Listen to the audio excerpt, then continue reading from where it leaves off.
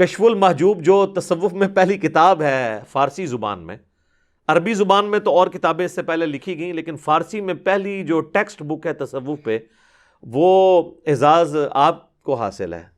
یعنی آپ کے ملک پاکستان میں لاہور میں وہ دربار ہے المعروف داتا دربار، سید علی بن عثمان حجویری المتوفی 465 ہجری، انہوں نے کشف المحجوب لکھی ہے. اور اس میں وہ بایزید بستامی کے حوالے سے لکھتے ہیں کہ بایزید بستامی کہتے ہیں کہ جب میں پہلی دفعہ حج کے لیے گیا نا،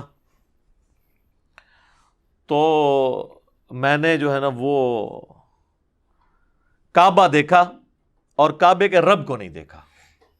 اب یہ کون سی ڈیمانڈ ہے، یعنی کہ وہاں پہ کوئی. اور کہتے ہیں پھر جب میں اگلی دفعہ گیا نا، تو پہلا حج تو کہتے ہیں میرا ضائع گیا.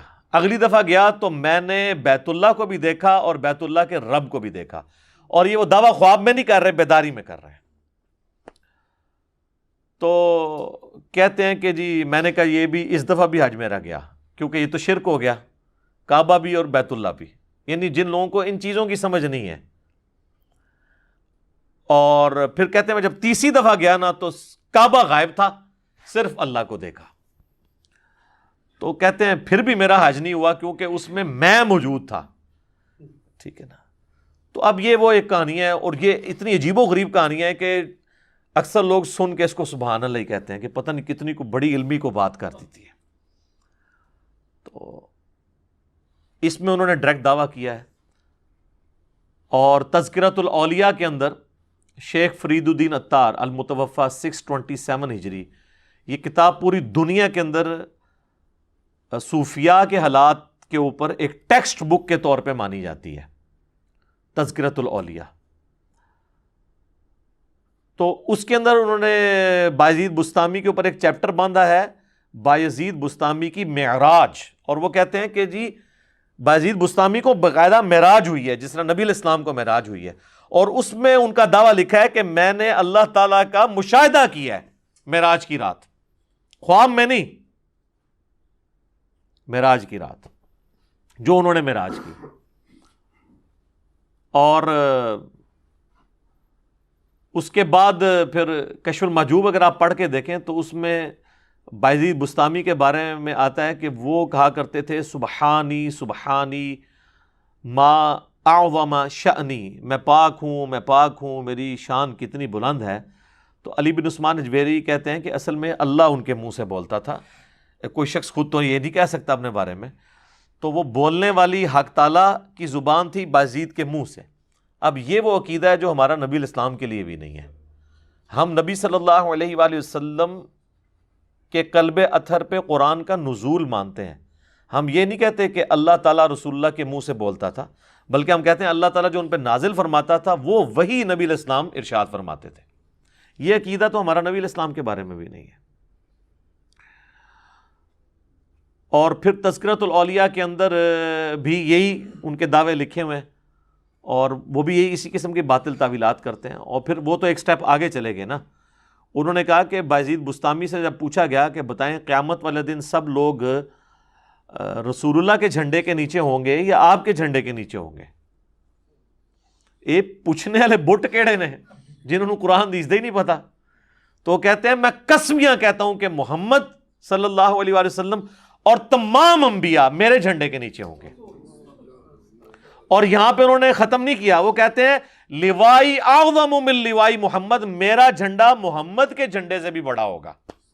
استغفر اللہ واتوب الیہ. حضرت صاحب اگر آپ نے یہ بات کہی ہے نا تو آپ پاکستان میں آئیں تو سب سے پہلے میں پٹیشن فائل کروں گا 295C کی. اب ان لوگوں کے ماننے والوں کو کم از کم ان کتابوں کو پرنٹ کرنے والوں پہ تو 295C لگوانی چاہیے جب تک وہ پرنٹنگ سے توبہ نہیں کرتے. تو پھر وہ مصنف عطار صاحب جو ہیں فرید الدین عطار، وہ اس کی تعویل کرتے ہیں. وہ کہتے ہیں یار کہ بات یہ اتنے بڑے بزرگان دین تھے، یہ کیسے رسول اللہ کی توہین کر سکتے ہیں؟ اصل میں ان کے منہ سے اللہ بول رہا تھا جب وہ کہہ رہے تھے نا کہ میرا جھنڈا محمد کے جھنڈے سے بڑا ہے، تو اللہ کا جھنڈا تو محمد کے جھنڈے سے بڑا ہی ہوگا. ایک جھوٹ کو چھپانے کے لیے ایک اور جھوٹ بولا، اور وہ جھوٹ اتنا بڑا بلنڈر ہے کہ قیامت والے دن تو جھنڈا ہونا ہی ایک ہے. صحیح مسلم میں حدیث ہے قیامت والے دن سب سے پہلے میں قبر سے نکالا جاؤں گا، سب سے پہلے میں شفاعت کروں گا، اور سب سے پہلے میری شفاعت قبول کی جائے گی. اور صحیح مسلم میں حدیث ہے کہ سب سے پہلے میں جنت کے دروازے پر جاؤں گا، دستک دوں گا، تو دستک کے اگینسٹ جواب آئے گا فرشتے کی طرف سے، کون؟ تو میں کہوں گا محمد، تو وہ مجھے کہے گا کہ مجھے اللہ کی طرف سے یہی حکم تھا کہ یہ جنت کا دروازہ سب سے پہلے آپ کے لیے کھلا ہے۔ یہ ہے کتابوں کا خدا، یہ ہے کتابوں کا پیغمبر، اور بابوں کا ریلیجن اب آپ دیکھ لیں۔ تو پھر ہم کیوں نہ عرض کریں کہ مرنے سے پہلے اے مسلمان کر لے اس پہ غور، کتابوں کا خدا اور ہے، بابوں کا خدا اور، کتابوں کا دین اور ہے، بابوں کا دین اور، کتابوں کا جہاں اور ہے، بابوں کا جہاں اور۔ تو ٹھیک کہتے ہیں نا وکھرا جہاں ہوتا ہے، تو وکھرا یہ نظر آ رہا ہے وکھرا جہاں ہے۔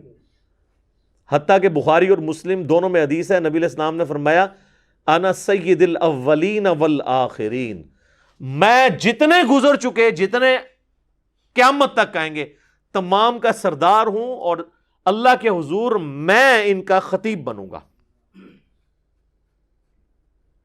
یہ ہے کتابوں کا دین۔ اور دوسری طرف بایزید بسطامی المتوفا 261 ہجری، ابو یزید بسطامی، یزید ابا جی، تو 261 ہجری میں فوت ہوئے ہیں، اور میرے امام مسلم بھی 261 ہجری میں فوت ہوئے ہیں۔ ان کا نام ہے ابو الحسین مسلم بن حجاج القشیری۔ اور میں جو حدیثیں بیان کر رہا ہوں نا کہ قیامت والے دن لوگ میرے جھنڈے کے نیچے ہوں گے، میں شفاعت کروں گا، وہ امام مسلم لے کر آئے ہیں۔ کیسے ویسے میچ ہوا ہے کام؟ ابو یزید 261 ہجری والے اور ابو الحسین 261 ہجری والے، بالکل دونوں کے عقیدے ڈیفرنٹ ہیں۔ یہ ہے کتابوں کا دین اور وہ ہے بابوں کا دین۔ ہاں آپ کہہ لیں، کہنے کو تو دین سب کا اسلام ہے، لیکن کتابوں کا جہاں اور ہے، بابوں کا جہاں اور۔ اسلام کو صوفیاء بھی کلیم کر رہے ہیں، سلفی بھی کر رہے ہیں، بریلوی دیوبندی اہل حدیث شیعہ سب کر رہے ہیں، کتابوں میں دین دیکھنا ہے کیا ہے۔ تو یہ تو میں نے آپ کو اس لیے بتایا کہ یہ بیداری کے یہ لوگ دعویٰ کر رہے ہیں۔ اچھا، وہ تذکرۃ الاولیاء میں انہوں نے یہ بھی لکھا ہے کہ بایزید بسطامی کے بارے میں جنید بغدادی فرمایا کرتے تھے کہ ان کا اولیاء میں وہی مرتبہ ہے جو جبرائیل علیہ السلام کا فرشتوں میں ہے، یعنی اولیاء کے سردار کون ہے؟ بایزید بسطامی، جیسا کہ فرشتوں کے سردار ہیں۔ تو شیخ عبد القادر جیلانی تو فارغ ہو گئے، بیک وقت تو دو نہیں ہو سکتے نا، اور حقیقت یہ ہے کہ یہ دونوں ہی فارغ ہیں۔ اولیاء اللہ کا سردار امت کے اندر کوئی ہے نا تو وہ ابو بکر، عمر، عثمان و علی ہیں رضی اللہ عنہم اجمعین وعلیہم السلام اجمعین، کیونکہ غیر نبی کے اوپر یہی کیٹیگری ہے نا اولیاء اللہ کی۔ تو کہانی ہے، شیخ عبد القادر جیلانی رحمۃ اللہ علیہ کو تو پتہ بھی نہیں ہوگا میرے ساتھ انہوں نے کیا کچھ کیا ہے۔ تو بال یہ جو ٹائٹل انہوں نے دیا تھا وہ بھی انہوں نے خود کتابوں میں چھین لیا ہوا ہے خود ہی۔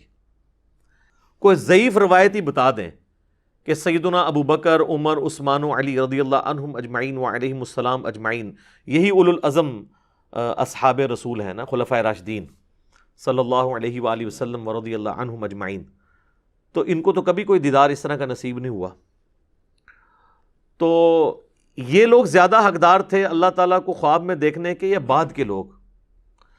اور اگر یہ پیکج غیر انبیاء کے لیے ہوتا تو سب سے پہلا حق تو سیدنا موسیٰ علی نبینا علیہ الصلوۃ والسلام کا تھا۔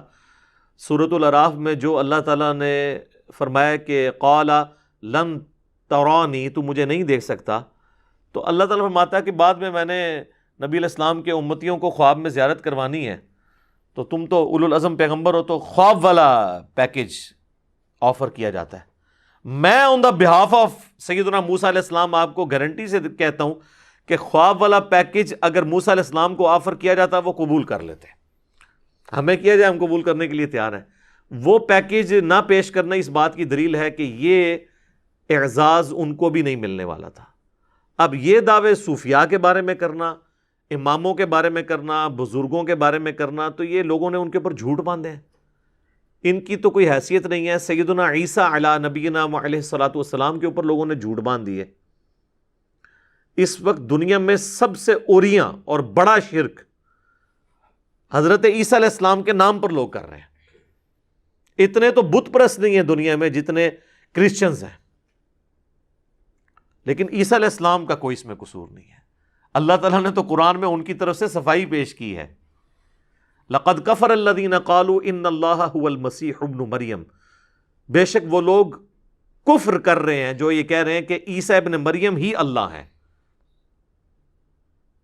وقال المسیح، جبکہ مسیح تو خود کہا کرتے تھے یا بنی اسرائیل، اے اولاد یعقوب، اے بنی اسرائیل، اعبدوا اللہ ربی و ربکم، اس رب کی عبادت کرو جو میرا بھی رب ہے اور تمہارا بھی رب ہے. انہ من یشرک باللہ فقد حرم اللہ علیہ الجنہ ومأواہ النار وما للظالمین من انصار، بے شک جو کوئی اللہ کے ساتھ شرک کرے گا اللہ نے اس پہ جنت حرام کر دی ہے، اس کا ٹھکانہ جہنم ہے اور وہاں پر اس کا کوئی بھی مددگار نہیں ہوگا. والعیاذ باللہ تعالی. اللہم اجرنا من النار، آمین. تو میرے بھائی قرآن میں تو اللہ تعالیٰ عیسیٰ ابن مریم کی صفائیاں دے رہا ہے کہ وہ تو موحد تھے، ان کے ماننے والے مشرک ہوئے. اسی طریقے سے بزرگوں کے بارے میں، اماموں کے بارے میں اگر کوئی چیزیں منسوب ہوئی ہیں تو ہم بزرگوں کو یا اماموں کو تختہ مشق نہیں بناتے، الا یہ کہ کسی بزرگ نے جان بوجھ کے اپنے بارے میں کوئی جھوٹ پھیلایا ہو، اور وہ بھی ہم وثوق سے تو نہیں کہہ سکتے، اس کا اور اللہ کا معاملہ ہے.